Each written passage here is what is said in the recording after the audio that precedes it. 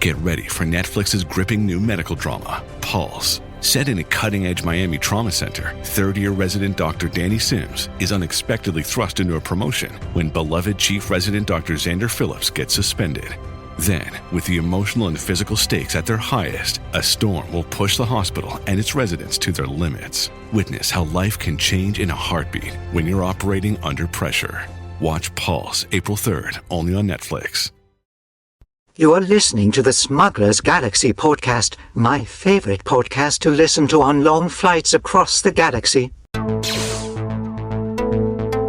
is the way. We're wanted men.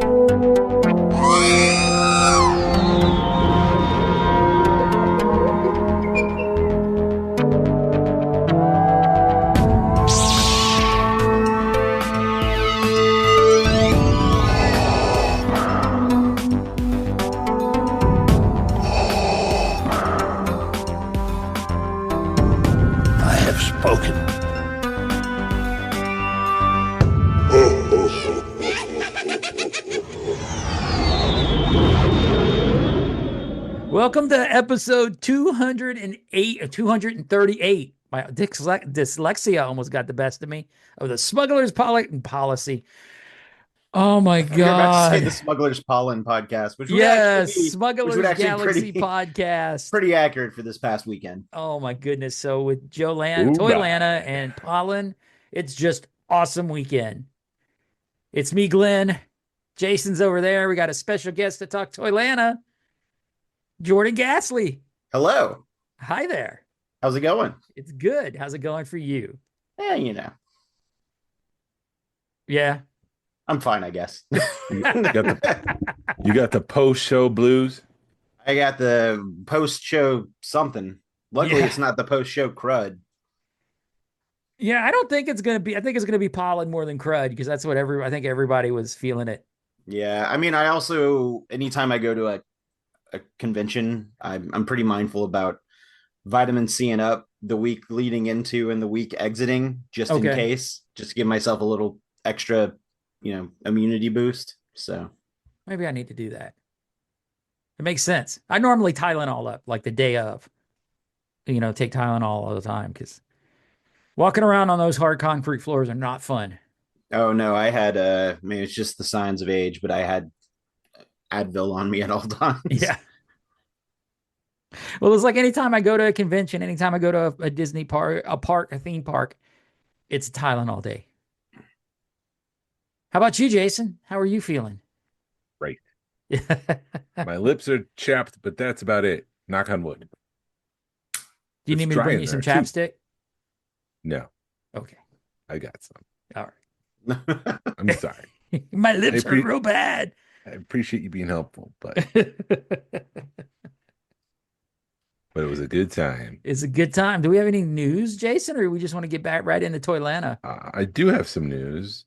You weren't at the table, but Martin from Peachtree City stopped by, and he wanted to see both of us. He's a listener, but he's kind of like he said he was like quiet, like he likes to see things from the shadows. He watches the community and stuff and listens to us, but he doesn't really interact all that much.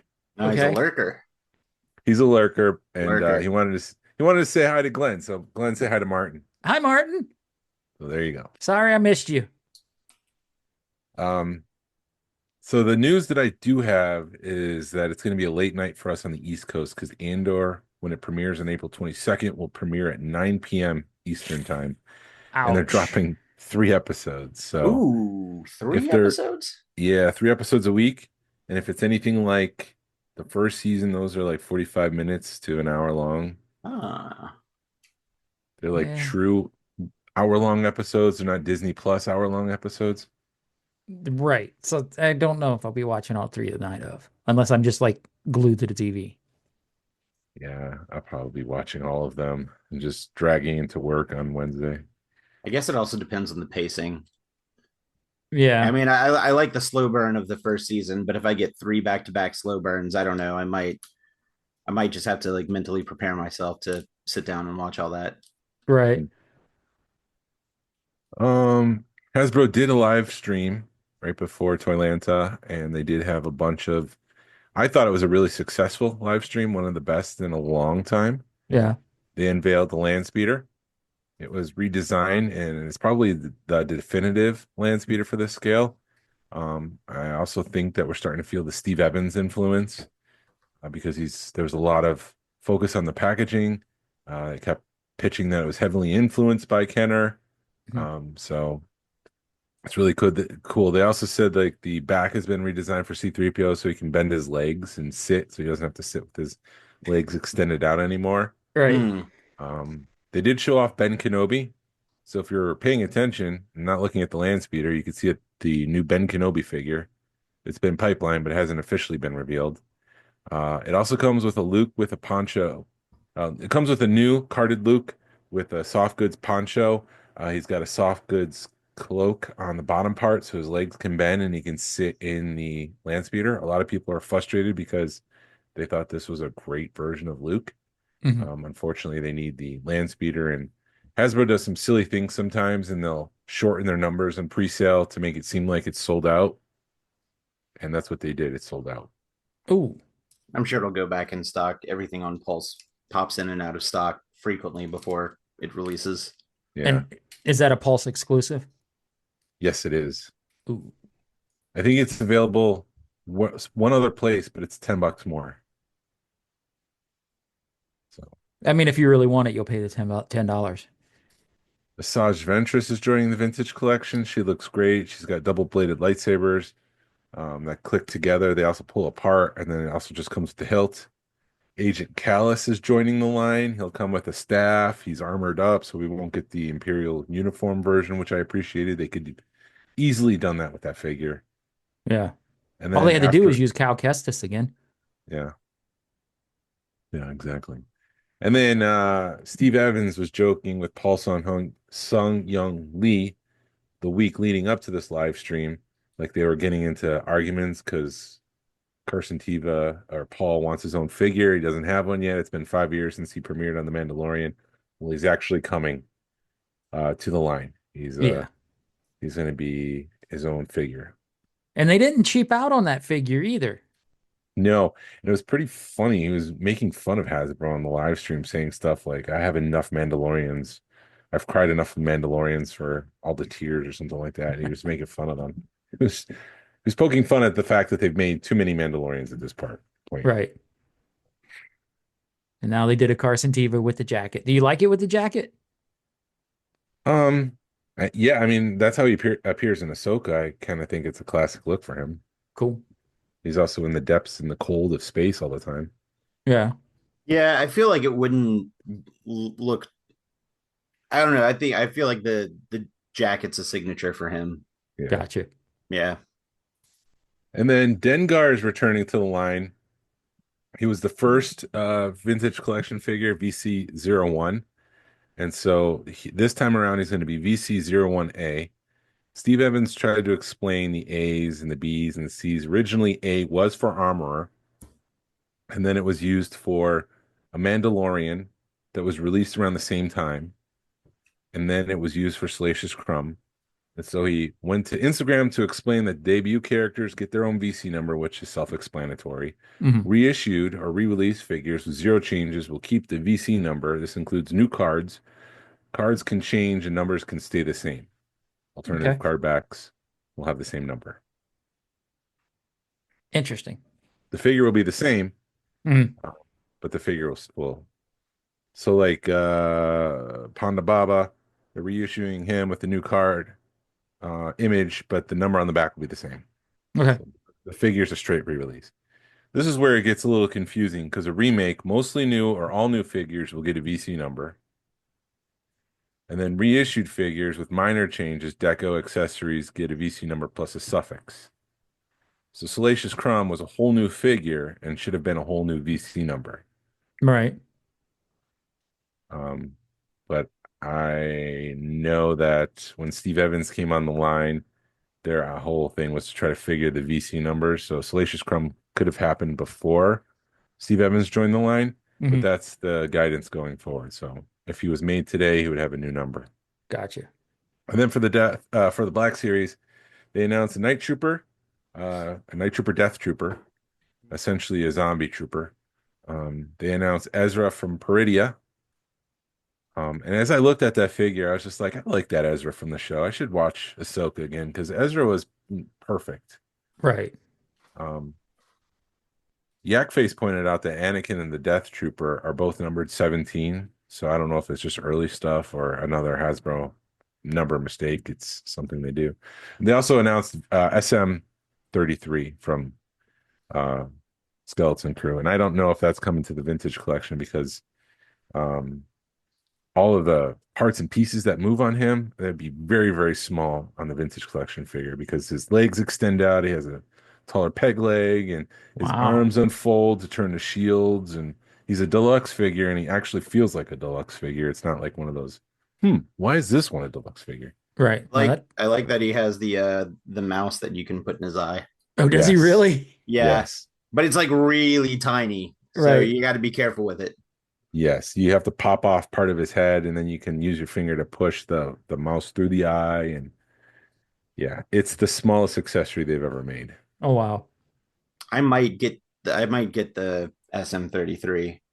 I never went back to pick up the other two kids. I bought the Neil because everybody has to protect our baby boy Neil. Right. And then I went to a showing of the final episode at the Fernbank Science Museum here in Atlanta, and they were doing like giveaways and prizes and whatnot, and I won a KB Black Series figure.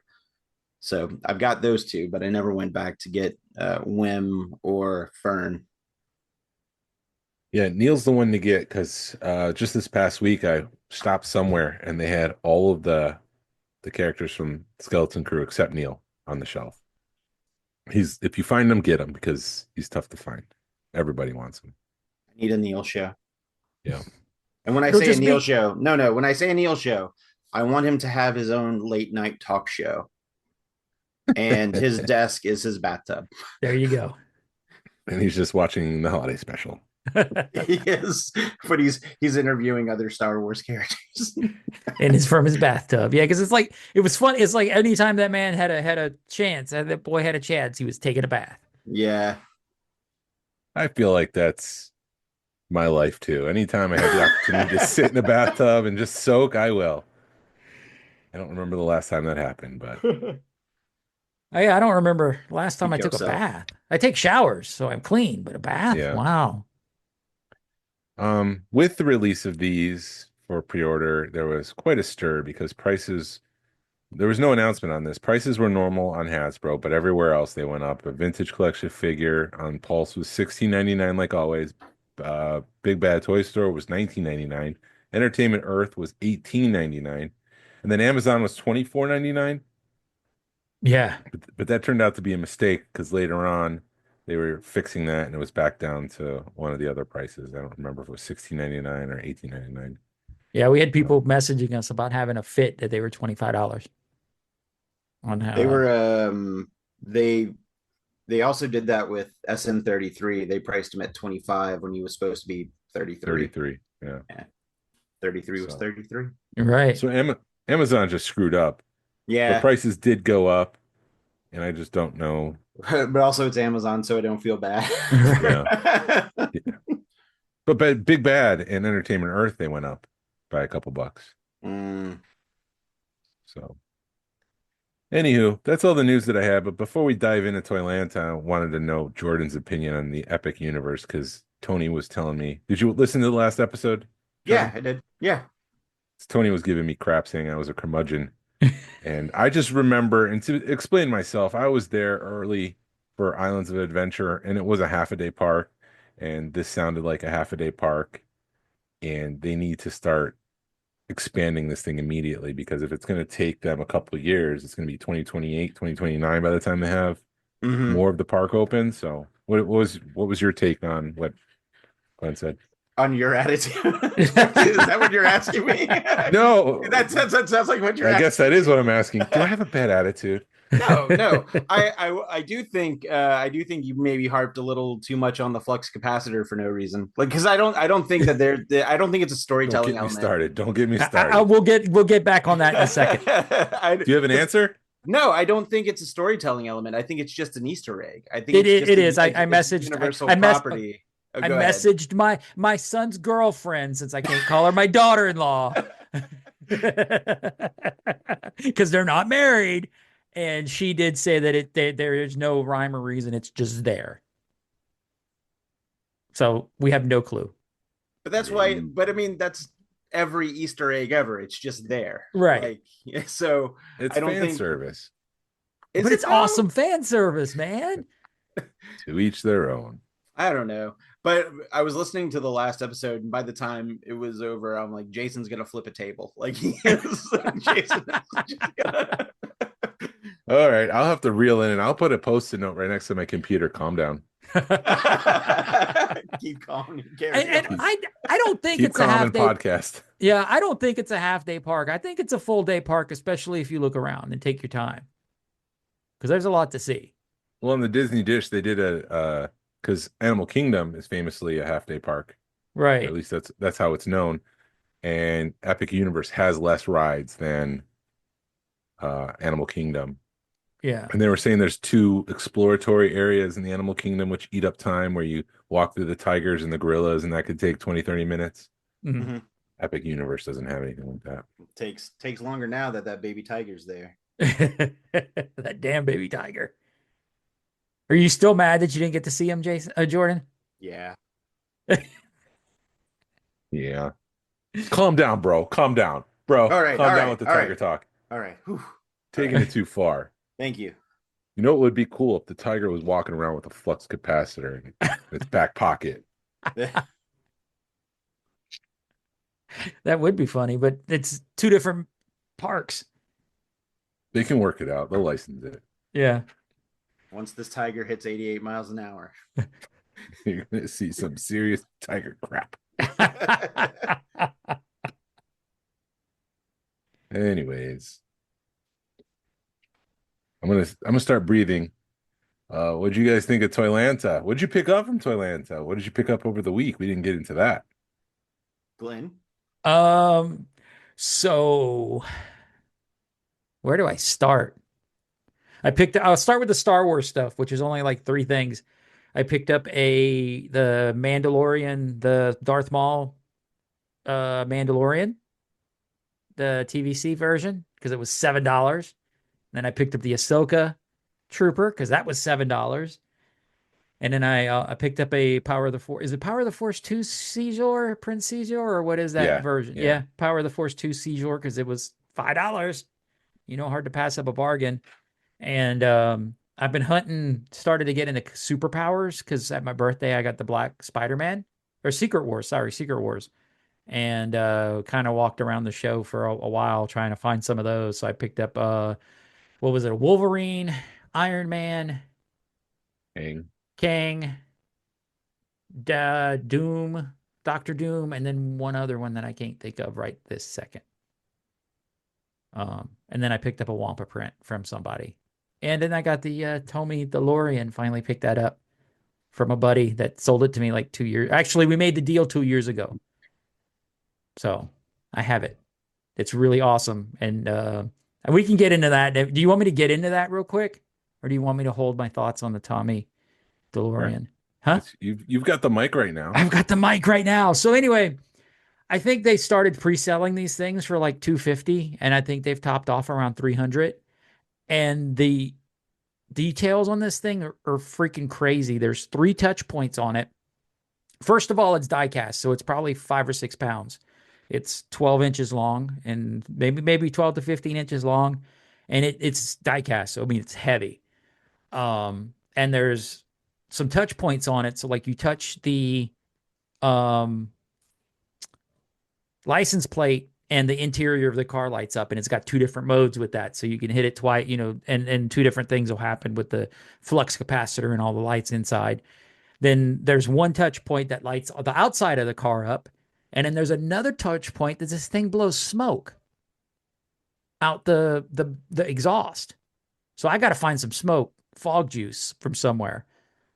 But every time I come up with something or I see something like this, especially something that's as highly detailed as this thing, because it's screen accurate It's got the Delore DMC logos on it and everything.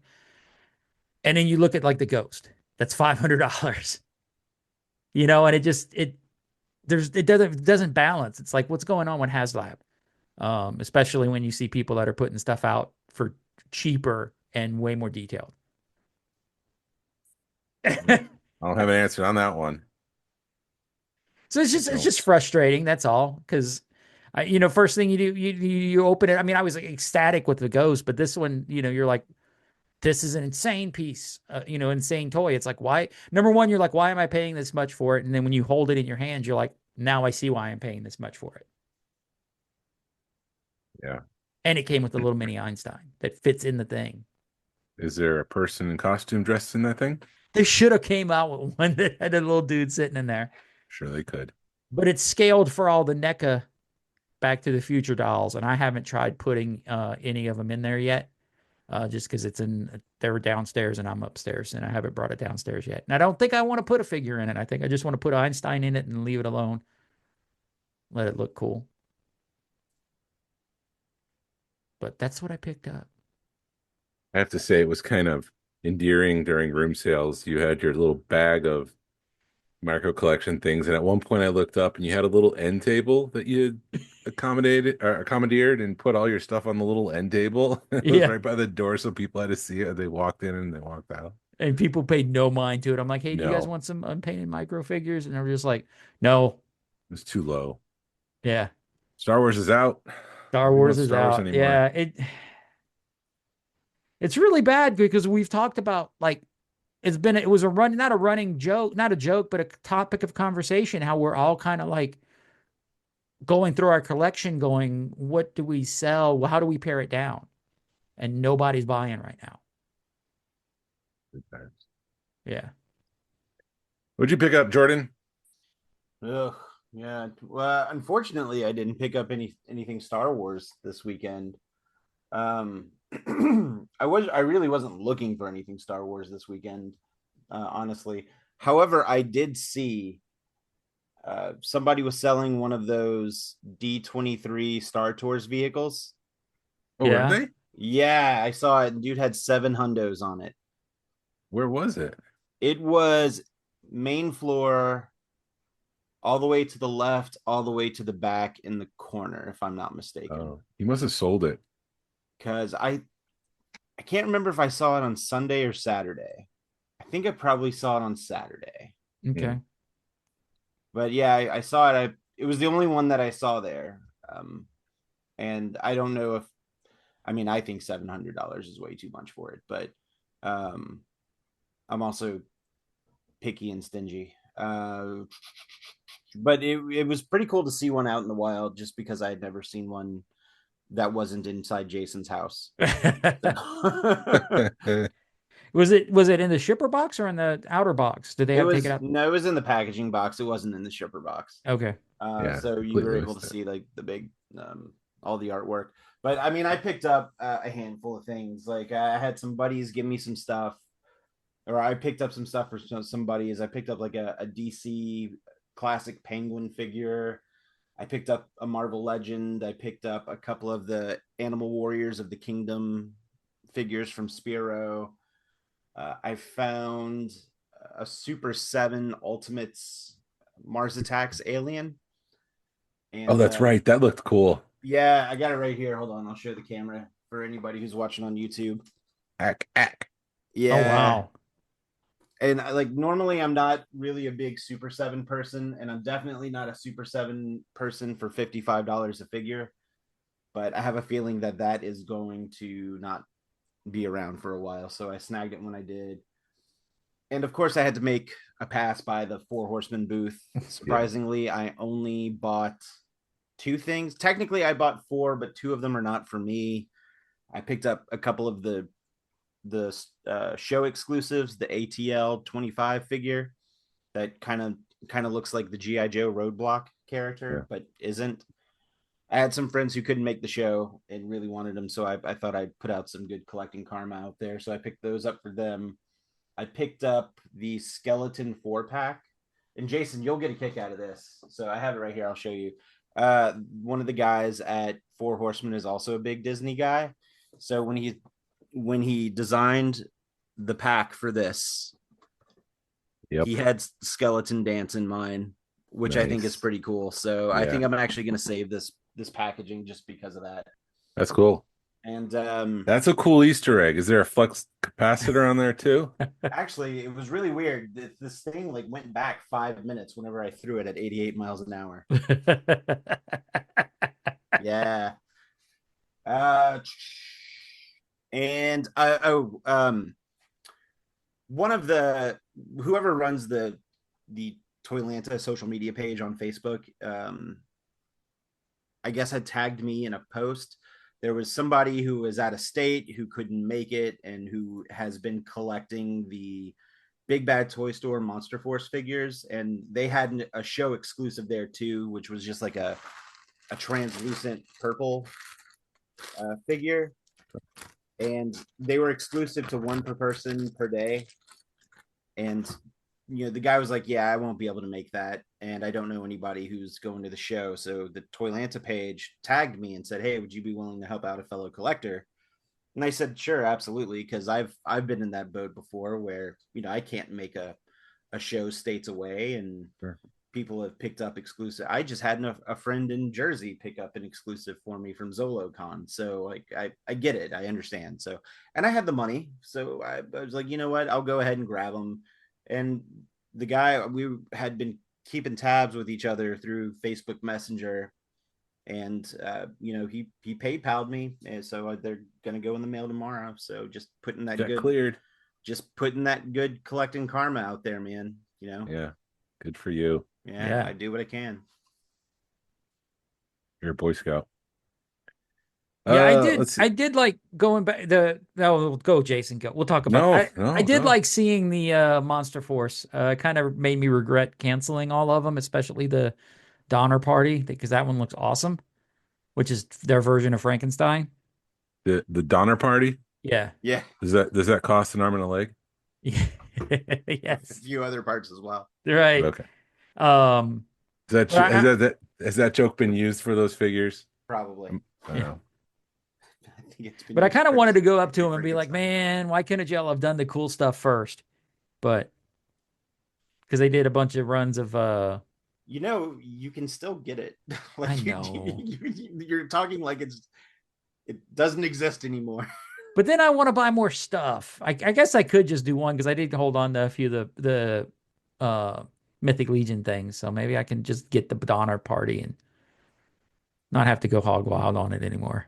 I liked the veteran William, the giant werewolf. Yeah. I thought that looked cool, but I can't buy everything. I already buy too much. And Yeah. Plus, I've even scaled back and I still buy too much. right. Well, that werewolf was like 80, $90. Yeah, that's too much. Not I, No thanks. if they do the Yeti, I'll probably buy the Yeti just because it's goes back to Wampa, and has the whole Wampa tie-in, and that's a cool looking figure. Man, I even canceled. Speaking of, so I was going through all my Amazon stuff, and I saw that the Sabine with the wolf or whatever, it was like a $40 figure. I Yeah. canceled it. I'm like, I don't want to spend. Why am I going to spend $40 on that figure?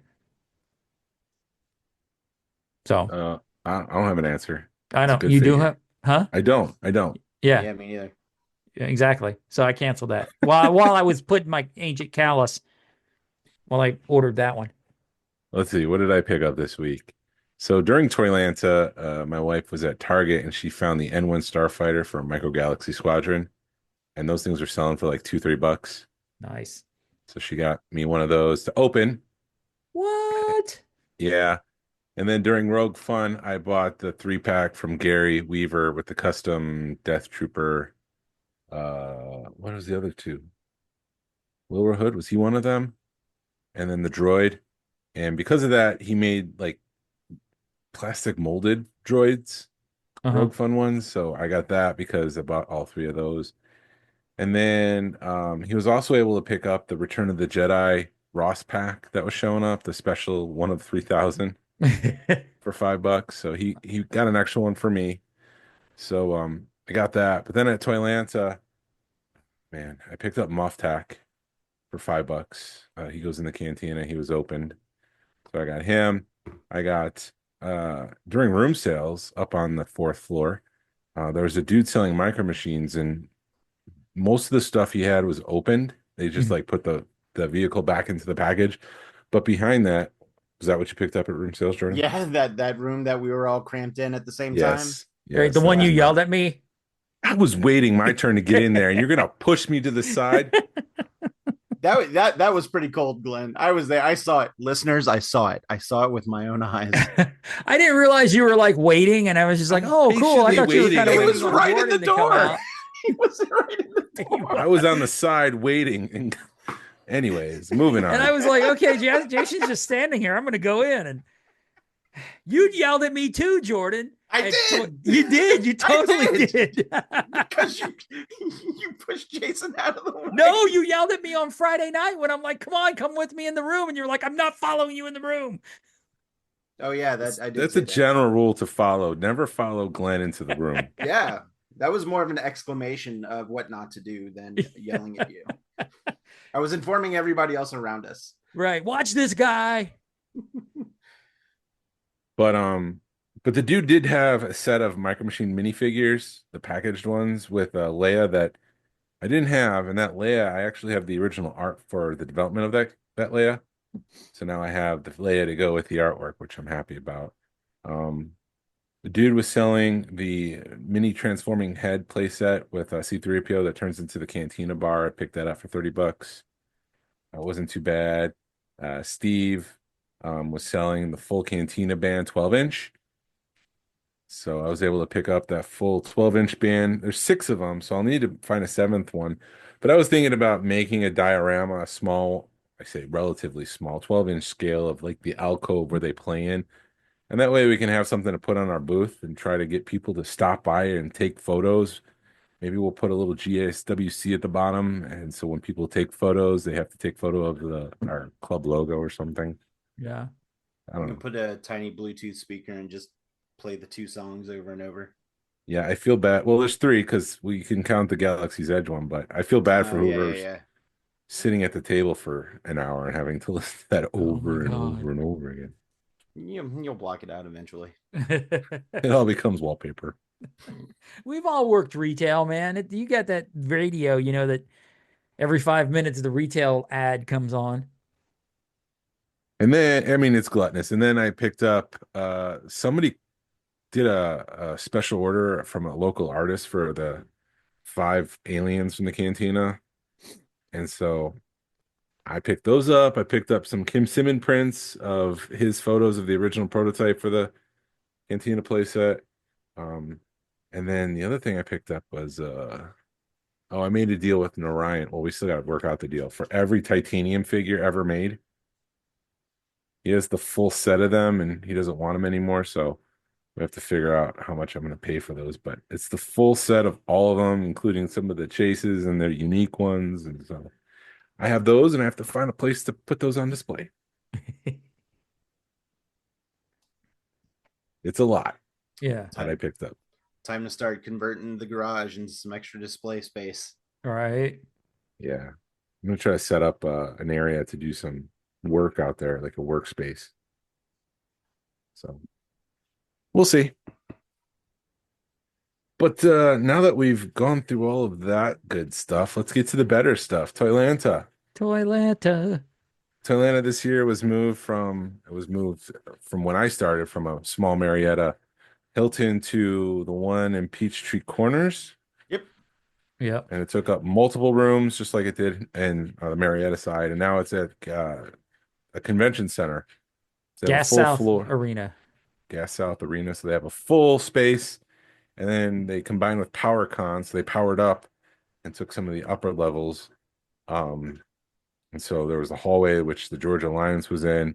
There was 4 rooms with cellars. There was a bunch of guests that were part of the PowerCon thing. So, yeah, I thought it was a great step in the right direction. I think next year is going to be perfect. Mm-hmm. Iron out all the stuff that they learned this year. What is you guys' thoughts? I enjoyed it. I thought because when he did Joe I thought he did the bigger room downstairs, and I assumed, or what people were talking about was he was going to use the bigger room and then the smaller room downstairs. No, you didn't think? No? No, he never had that other space booked because it was already booked by one of the other events that were going on. Oh, okay. Well, He never mind booked then. he booked the one right next, the one that happened this year, or the bottom space that was used for this past year Uh-huh. is actually 200 square feet bigger than the other room. Oh, okay. Yeah. Okay. That's deceptive. It really is. I It felt also bigger. think I also think that I bumped into him briefly, and because he was busy all weekend, Yeah. and I was on my way out. I bumped into him. I shook Brett's hand and I was like, hey, thanks for a great show, and this was great, and etc. etc. Yeah, we kind of got into a small quick discussion about the size of the room, and um he said that the room is 200 square feet bigger than the other room that was used for Joe Lanta, but there was also like it's also a different shape. It's oblong, and because it's oblong, there was I think it was, I can't remember if he said it was more or less vendors in there, but it was all in all, it equaled to the fact that it wasn't butts to butts all weekend. That there was Yeah. ample walking space, and it didn't suffer ticket sales, from what I understand. Well, that's good. Yeah. Did he see Well, next year is going to be bigger, baby? I don't know. He didn't go into any kind of like specifications about next year.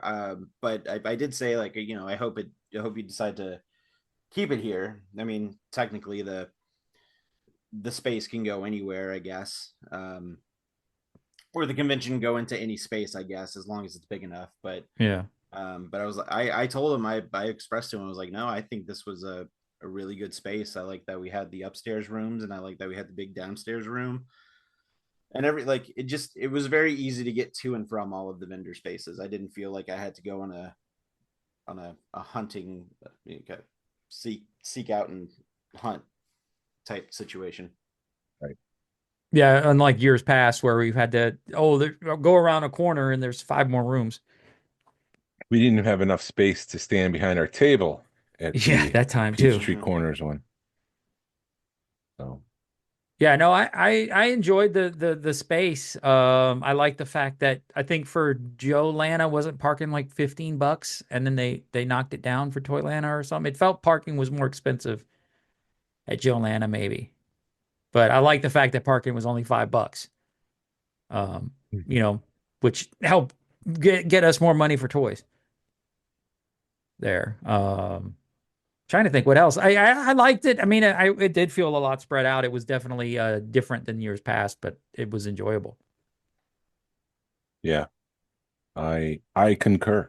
Yeah. I thought it was great, Yeah. and I guess I already said what I wanted to say. I Um, like I, go ahead. No, go ahead. I just want to say that the PowerCon aspect of things was kind of murky, I would say. Uh-huh. I know I had Power Up, and it wasn't PowerCon, but it didn't feel like anything was Power Up-ish. I don't know if they added that second level, and that was what they considered, the Power Up stuff. All the guests were PowerCon guests as opposed to Toylanta guests. So But I think that whenever, and I'm assuming this, so take this with a grain of salt. Whenever because PowerCon couldn't happen this year because they don't have their vendor hall, or they couldn't get the venue they wanted. So it was going to go 2 years without having an actual PowerCon. So I think this was kind of a way to just keep the PowerCon / Power Up. That's why they came up with the whole Powered Up Toylanta moniker. But Pixel Dan, Robo from Robo Don't Know, as well as some of the artists and some of the Masters of the Universe theme, like the filmmakers and whatnot. I think that was all put together by PowerCon and then kind of okayed by Toylanta. So that was, I don't want to say it was one person doing the entire convention's programming. I think it was probably each convention doing their own programming and then getting together and saying, we're doing this over here and we're doing this over here. So I wasn't expecting a full blown like double convention, like a full on Toylanta and a full blown PowerCon, but I think it was just a way to keep the PowerCon name up and running in a 2-year slump of not getting their venue. Well, I'll say it was just murky and confusing. So I know it was one big thing, but I did speak with someone when we were doing trivia. I was trying to figure out where to go, and the dude was like, "I'm going to talk to the promoter of PowerCon because this wasn't worth the trip." And he's a PowerCon guy, so he's been to every PowerCon, including the ones in California before it moved to Ohio. Mm-hmm. And so he was just severely disappointed. And I think he felt like this was some sort of ploy or a deceptive thing. Like he felt fooled into going to this because PowerCon was associated with it. And he was completely disappointed. Well, you've been to PowerCon, Jason. How did it feel? What you've experienced at PowerCon. Jordan and I haven't, unless I'm wrong, Jordan. No, I've never been. Okay. No, I mean PowerCon is about the same as this. It's heavy on guests, and Pixel Dan, like you were saying, some of the cosplayers, Wayne, they all went to PowerCon, but they also all been to Toylanta.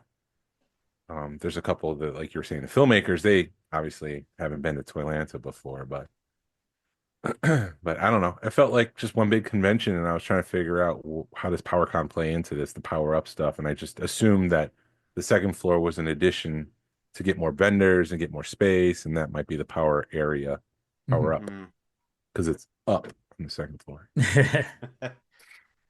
That's the headcanon you're working with. There you go, Jason.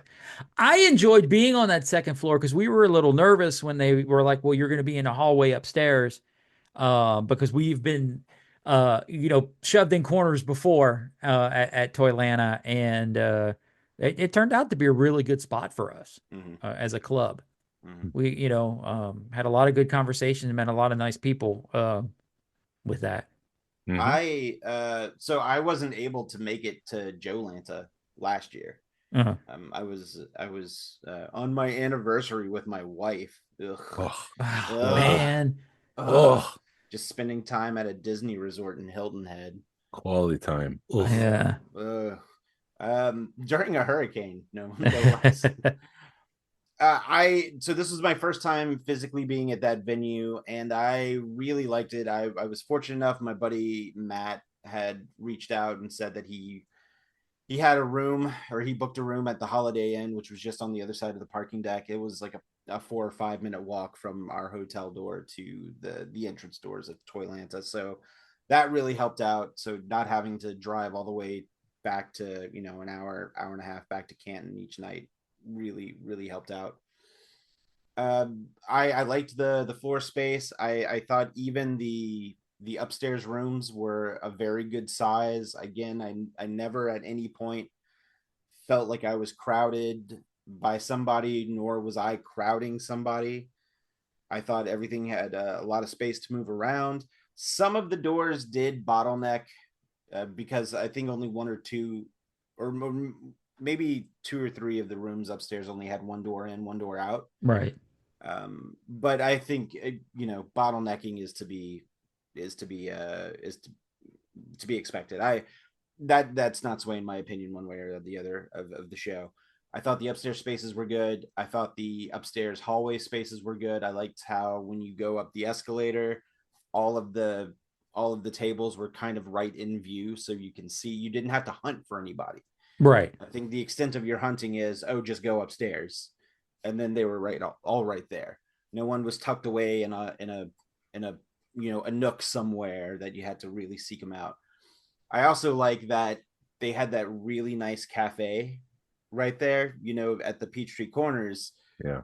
There was that very small restaurant, and they never opened the outdoor seating. So it was always crowded and everybody had to go off site, and it took forever to get your food. Yeah. Parking was an issue. I remember that time, the 3 of us and Narayan, and I think Tony, there was like a whole bunch of us. We all went to lunch at the Lucky Dog, we all clown card into Narayan's minivan. Yes. And when we came back, we had to park in one of like the businesses over, that to the right of the hotel, because there was no parking anywhere.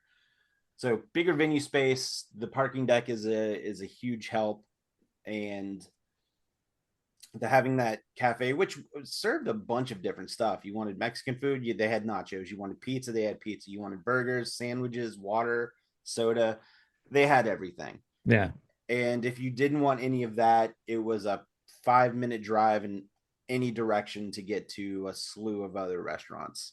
So I know we ate off site for dinner the Friday night and Saturday night. But the show was great. I love the fact that they're getting more and more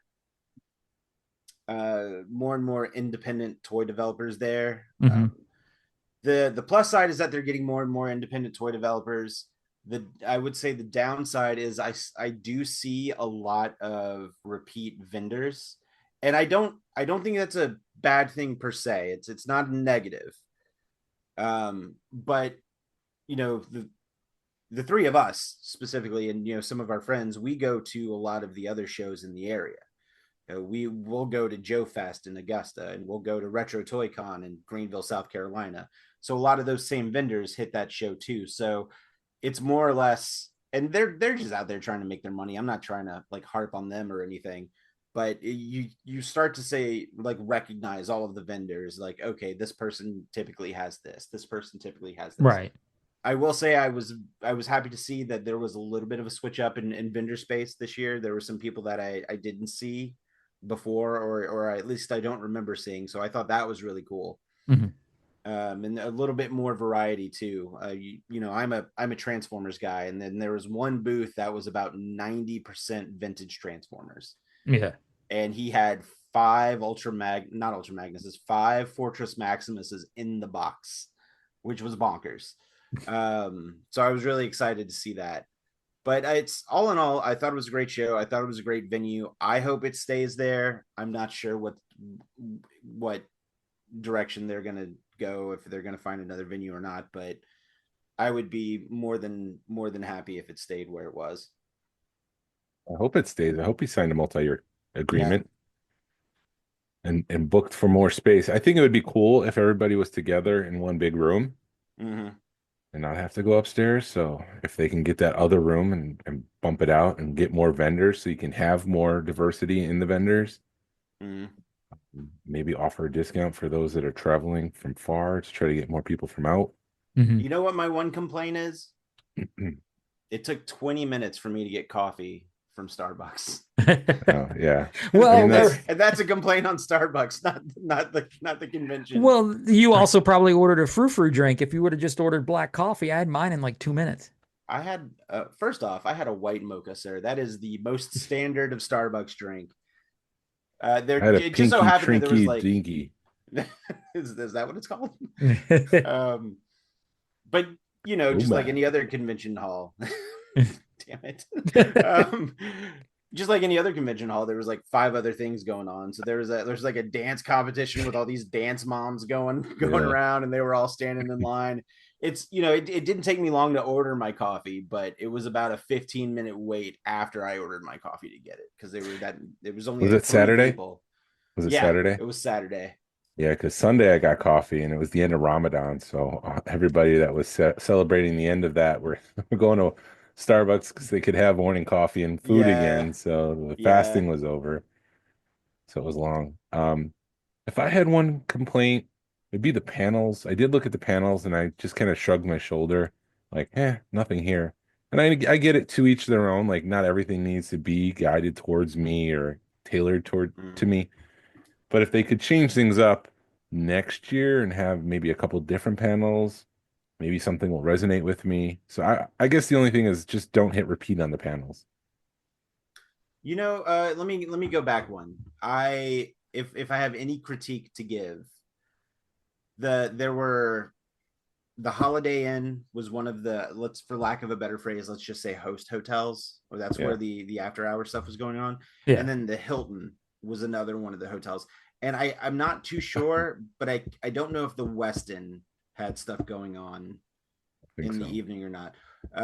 But the Hilton and the Holiday Inn are a significant amount, ways away from each other. You can still walk to them within like 5 or 10 minutes. Yeah. But you're also crossing a 4 or 5 lane highway, Yeah. late at night to get to one to the other. So if like the after hour stuff was a little bit more, I think, together in terms of distance, then because I think people were coming into the Holiday Inn thinking that certain things were going on there that was actually going on in the Hilton, and then vice versa. So Yeah, I think if there's a way to get those after hours, like the room swaps and the trivia stuff, a little bit closer together in distance, I think that would probably be good. Yeah. But I also realized they got to work with what they got. So yeah, we operated trivia. It went really well. The people who showed up, they participated and they seemed to have fun. I expected more people, and so it only took about 25 minutes to complete trivia. I was also expecting more time for people to talk and try to figure things out. And that just didn't happen. So we were done in 25 minutes, but there was some confusion about which rooms go to where and who's what. And there's a showing of Voltron that was supposed to be in one room, but then all the equipment was in the other hotel. So I'm a simple dude. I just say, just do room sales. That would be my suggestion. But, I appreciate that they're trying to offer different things for collectors across. I know that there was a customizers event going on at the Hilton on Saturday night. I'm not quite sure exactly what it was. I didn't really look into it. I was just kind of, I was with you guys at the Hilton and some of our other friends, and I was just like you going through the room sales. I don't know. Like I feel like maybe if you did some of those workshops during the day, as opposed to like an after hours event, or if you do have an after hours event, maybe have it in a room in the venue space. Unless, I don't know if they all have to vacate the building at a certain time or what, but I don't know the rules behind that. But maybe if they can't be in after the doors locked for the vendor hall, maybe have that just a workshop during the day, or maybe an early morning workshop or something. Yeah. Yeah, no, I agree with that, because we were concerned because trivia was happening the same time as room sales. And then, like Jason was saying, the people at the hotel, we were like, hey, we're here for trivia. And they're like, you're here for what? So there was a lot of confusion with that. And I know Brett was kind of getting frustrated because the hotels seemed to not know what was going on at after hours stuff. So, and it almost sounds like, and because we were talking about the Voltron showing, and then there was equipment in the room sales. It almost sounds like maybe the room sales took over Voltron, Yes. where they were going to show Voltron. So that had threw a wrench in things. Yes, that's what happened. But the convention itself was great. Yes. So no, it was a fun time. That was the only downfall, the only thing we could really, poo-poo on, I wouldn't even say it's like poo-pooing on it. Like, to be honest with you, that said, a big thank you to Brett and all of the Toylanta volunteers and staff, and the PowerCon volunteers and staff, because I had a great time. And, I was fortunate enough that the last handful of years I've gotten to be there on press, just because I've got the YouTube channel. And Jason, you were talking earlier about how your first Toylanta was at the Hilton off of Marietta. Yeah. My first one was the year before that. Well, it was 2019. So it was the year before COVID, and it was all the way off 85 in I think it was a different Hilton, or was it a Marriott? I can't remember. It was over like on Claremont Road, near Claremont Road. Claremont. And it was, as a matter of fact, I think that's where I first saw the club in person, because you guys were off that little hallway and I got my picture taken in front of the backdrop.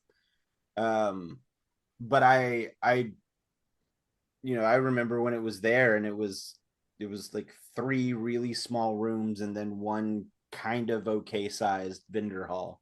Mm-hmm. So I definitely have seen this show grow from space to space, and I think I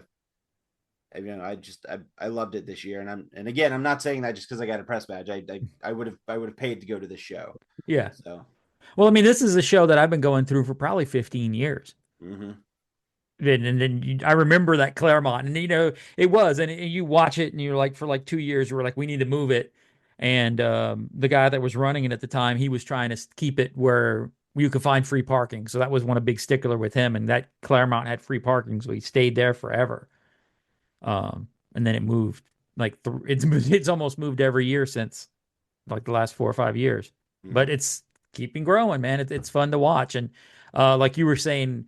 We've put on a show with 10 vendors. I couldn't imagine, and that was a headache. I couldn't imagine putting a show on with hundreds of vendors. I mean, I'll say it. I'd love to see more independent toy vendors show up. There was one that caught my eye. I do want to give a shout out, and it was called From the Realm. They were upstairs in the PowerCon area, in the room all the way to the left. And they brought some prototypes for their Kickstarter, which is about to launch in May, and it's 6-inch scale vampire figures. There's one that looks like I've got video, so look for the video. I definitely showcased them in my video. One of the vampires is a Nosferatu type vampire, and another one's a little bit more of like the Victorian aristocratic, like Lestat type vampire. And do they come with a camera crew? No, they did. I wish. We're werewolves, not swearwolves. But the prototypes look great, and I chatted with them for a while. They were great. The beasts of the Mesozoic were there. They were showing off a lot of their cool dinosaur figures, and I almost bought one of the saber-toothed cat figures.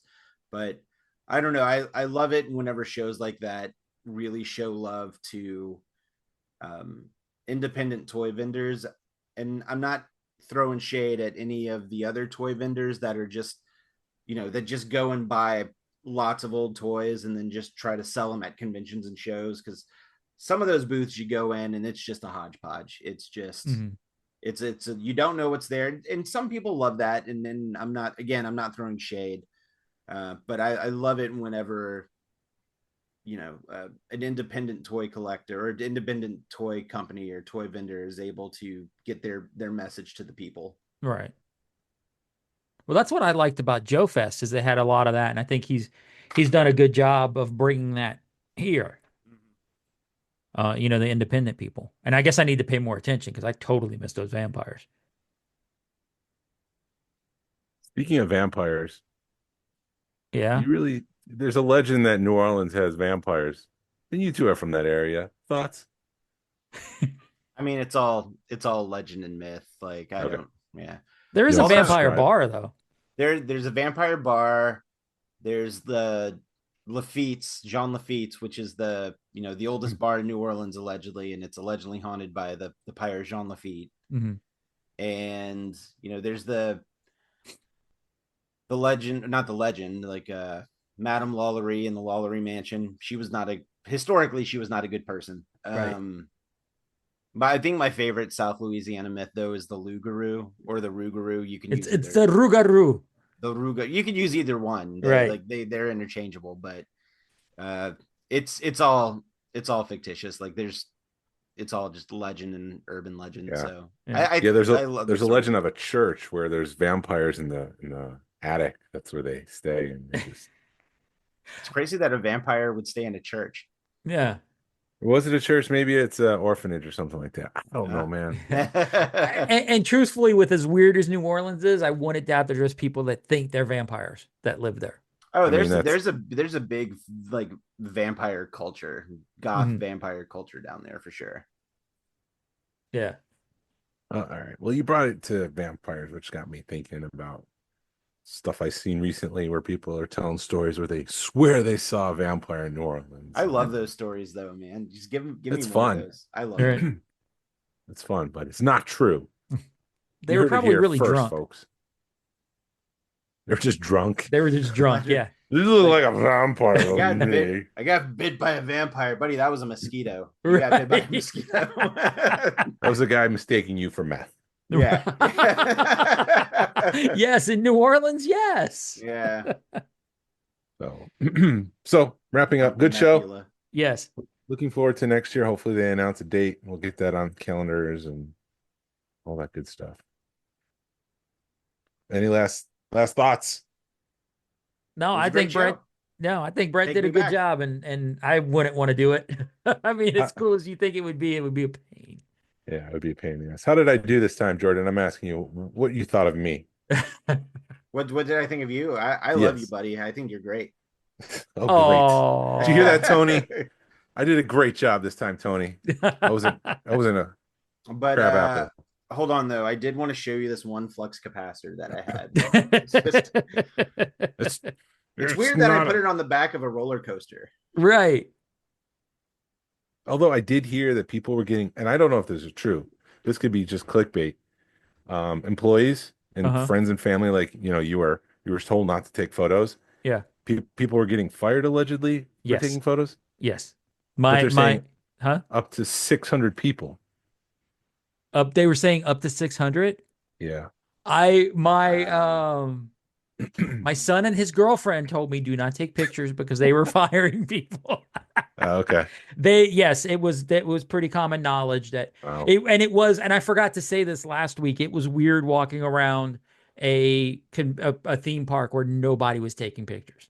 It's like the 90s all over again. Yeah, It's almost like you had to enjoy yourself. right, exactly. You were on your phone because you could use the app, and you had to use the app to mobile order. But that was all happening on Facebook. Huh? What was happening on Facebook? What was happening on Facebook? I don't know, Yeah. man. It's all ads. It was just ads, but they were legitimately, if people were taking pictures, you were getting fired. I don't know. I reposted a picture of a cat. I noticed that you didn't like it, Glenn. Oh no. You're busy that weekend, apparently. I probably was. Yeah. Trying to figure out why there's a flux capacitor on the roller coaster. But no, that park, when people can take pictures, that's going to be the biggest pain in the ass because there are just so many places to take pictures in that park. Universal was on top of like getting people to take those pictures down that they did sneak and post on social media. Yeah. I saw some stuff on TikTok, but I think it was people with like meta glasses or whatever in this account. I was shocked that it lasted as long as it did. But yes, Universal was not messing around with pictures. What about artist renderings of areas? Are you able to paint a picture and then take it out of the park and post it? What are their thoughts on that? I might have. What about entering it into GPT to describe what you saw and it comes up with a rendering? How did they feel about that? Yeah, probably not. But then it would probably be missing a head or done really weird. What if you did a chalk drawing? No, I'm trying to recreate that scene from Gremlins 2. If they get a sesame seed stuck in their teeth at 11:59 and they swallow it at 12:01, what happens? Oh. Well, anyways. Well, thank you, everybody. Thank you, Jordan, for joining us. Jordan, before we go, where can everyone find you? On all of the social medias, Blue Sky, Facebook, Instagram, TikTok. You could find me at Jordan Ghastly, but the big one is YouTube. My YouTube page at Jordan Ghastly. All you gotta do is just search that name. And I've already dropped my first video for Toylanta this morning. I'm probably going to edit my day 2 tomorrow. I want to kind of space them out and see if I can get, like a week's worth of like 3 videos or something. And but yeah, that's where you can find me, Jordan Ghastly, on all the socials. And Glenn, where can they find you? Cajun Fett on the Instagrams. The Smugglers Galaxy podcast. Yes, and Smugglers Galaxy podcast, your favorite Star Wars podcast for smugglers in the galaxy. Smugglers Pollen podcast. Yes. I have a very dangerous thing that I can do. My Glenn's personal Facebook account is linked to the social media for Smugglers Galaxy on Instagram. So if I post something on Instagram, Smugglers Galaxy, it shows up on his page like he personally posted it. So that's weird. there's a lot of power there. Maybe I need to unlink that. I'm gonna send you some pictures to post, Jason. Do it. Yes. Do it.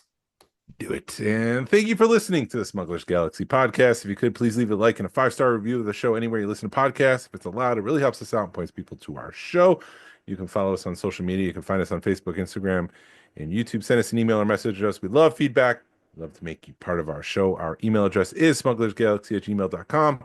Thank you to Alfonso Riviera for the Smugglers Galaxy logo. And thank you to Levi Waterhouse for the music.